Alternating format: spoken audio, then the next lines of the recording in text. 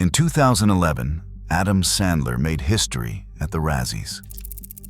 Hollywood's annual roast of the year's worst movies handed out 10 awards for Jack and Jill. He won Worst Picture, Worst Actor, and Worst Actress. It was the first time in history a single film swept every category. The man in basketball shorts had built a billion-dollar empire. He had turned friendship into fortune and made movies on his own terms. While audiences laughed, critics cringed. Then, in 2014, Netflix offered him $250 million. He accepted. Complete creative freedom, no box office pressure, just views. From the outside, it looked like victory. He had beaten the system, proved the haters wrong, and made money his way. But that deal was not a win. It was a surrender. It was the moment a talented actor chose easy money over artistic legacy. This is the story of how Adam Sandler destroyed what he could have been. The rise from Saturday Night Live reject to box office king. Adam Sandler grew up in Manchester, New Hampshire. He was the youngest of 4 in a tight-knit middle-class family. His mom, Judy, was a nursery school teacher. His dad, Stan, was an electrician who coached Little League. It was a good home, loud and loving. Sandler describes his parents as opposites. His mom constantly told him he was amazing. His dad would bring him back down to earth. That balance, one parent lifting him up and the other keeping him grounded, taught him that above all else, he had to believe in himself. Sandler first tried stand-up after his older brother encouraged him to perform at a Boston comedy club. He was not particularly funny yet, but the feeling of getting a laugh was addictive. After high school, he moved to New York University to attend the Tisch School of the Arts. At New York University, Sandler met Tim Herlihy and Frank Carrassi, 2 classmates who would shape the rest of his career. They spent countless hours together writing sketches and filming short comedies. Outside of school, Sandler was hitting the stand-up circuit hard. His schedule was brutal. Classes during the day, then shows across the city at night, sometimes 5 or 6 sets in a row. What really set Sandler apart was his dedication. He hit the stage at Comic Strip Live more than 500 times alone, making $10 a night. He did not care about the money. Despite having total confidence that he would make it big one day, Adam was not immune to stage fright. He often brought a guitar on stage as a way to calm his nerves. It was a security blanket. During this period, he landed a small recurring role on The Cosby Show, playing Theo Huxtable's goofy friend Smitty. It gave him his first taste of acting and showed that his awkward charm worked in front of a camera. All that early exposure helped open doors in the comedy world. His stand-up act caught the attention of comedian Dennis Miller, who recommended him to Saturday Night Live. In 1990, at just 23 years old, Sandler joined the show. At SNL, he was surrounded by some of the funniest young comedians in the country: Chris Farley, David Spade, Rob Schneider, and Chris Rock. They were all young and hungry, and the chemistry clicked instantly. They brought a new kind of energy to SNL. Sandler would pull out his guitar for songs like the Hanukkah song, or perform wild musical sketches like Lunch Ladyland.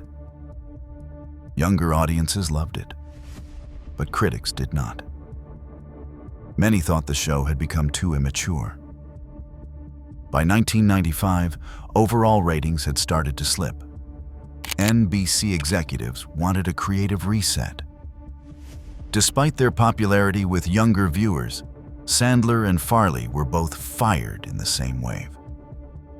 It was a brutal wake-up call, but it also lit a fire in him.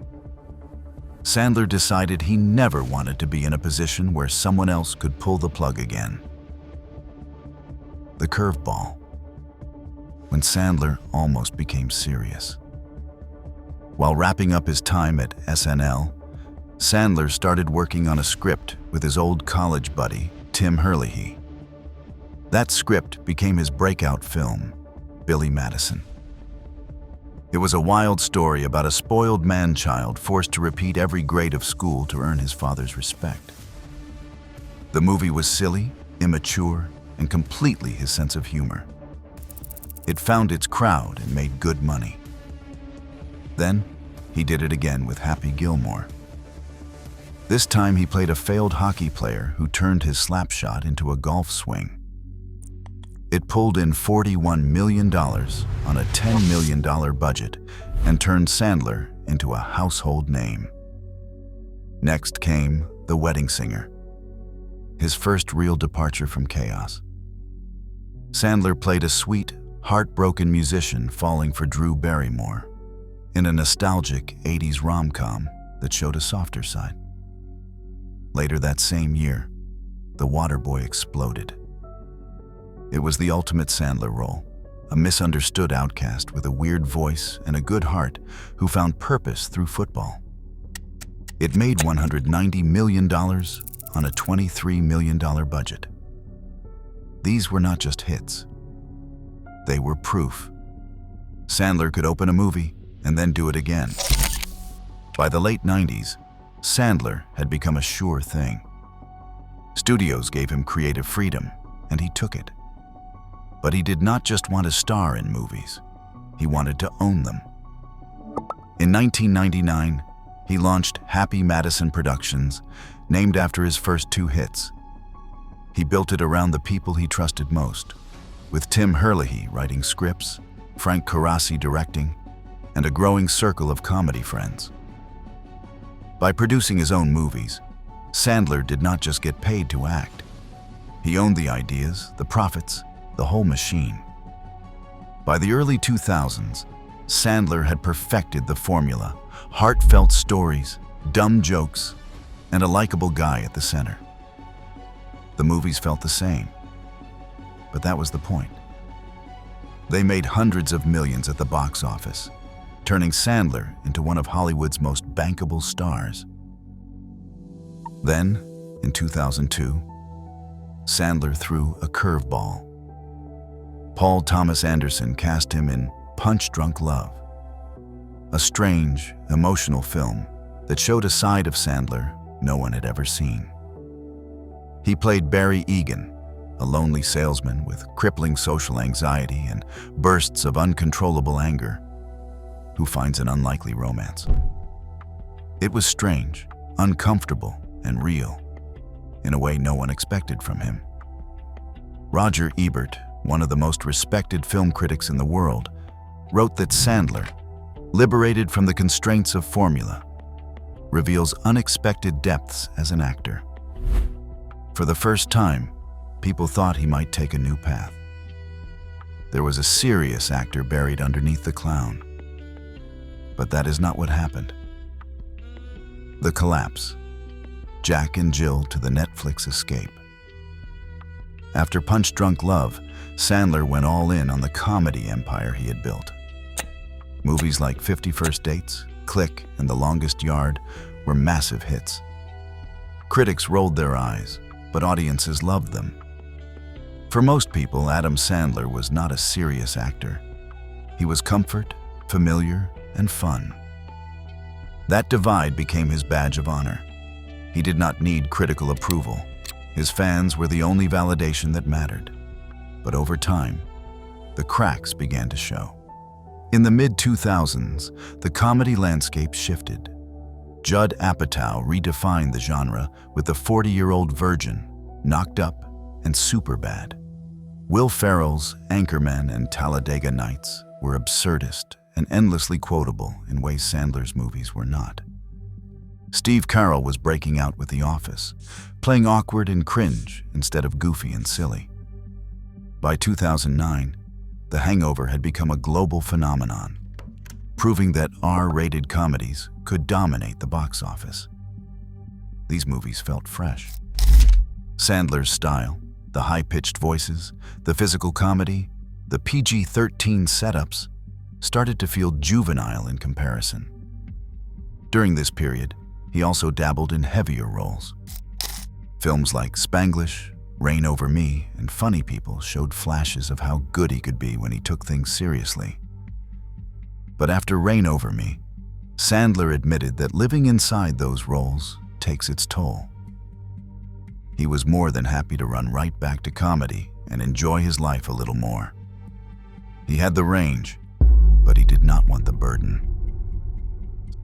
So when Grown Ups came along in 2010, it felt like a deliberate return to what worked. Sandler starred alongside Kevin James, Chris Rock, David Spade, and Rob Schneider. It was a feel-good comedy about old friends reconnecting. The movie was shot in Massachusetts, mostly around water parks and lake houses. It was a perfect summer backdrop that looked more like a reunion than a production. It was a hit at the box office. But critics were not just dismissing Adam anymore. They were writing him off completely. They suggested his movies were not comedies anymore. They were vacations. A reason to hang out with his friends, shoot somewhere sunny, and cash another check. Then things took a turn for the worse. 2011's Jack and Jill made Sandler into a punchline. He played both siblings in a film so widely mocked that it swept every single Razzie Award. The movie got 10 wins out of 10, a Hollywood first. The next year, his comedy, That's My Boy, bombed. Blended flopped in 2014. Even Grown Ups 2, despite selling tickets, fell flat.